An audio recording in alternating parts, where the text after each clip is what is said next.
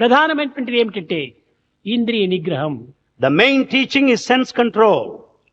తద్వారా అనే అనంతమైనటువంటి అటాచ్మెంట్ అనగా సంబంధ బాంధవ్యంలో ఉండకూడదు. Then one should not have attachment. పదార్థములను ఎక్కువగా మనం ఆశించకూడదు. We should not expect, anticipate worldly objects.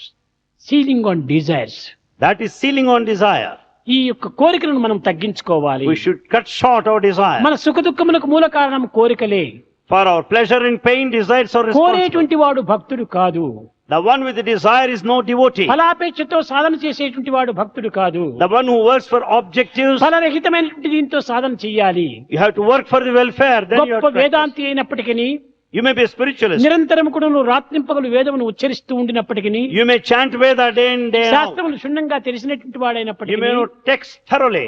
సాధనలు సలుపుతూ ఉండేటువంటి వాడైనప్పటికీ, You may undertake spiritual యజ్ఞయాగాదులు practice. సలుపుతేటువంటి వాడు కానీ, యజ్ఞయాగాది క్రతువులు, You may undertake yajna and yaga. దీని వలన భగవంతుడు మనకు చిక్కడు అనేటువంటి ఒక సత్యాన్ని జడభరతుడు చాటుతూ వచ్చాడు. Jadabharta went on teaching through these sacred acts. You will not have ఇవన్నీ direct కేవలము perception of God.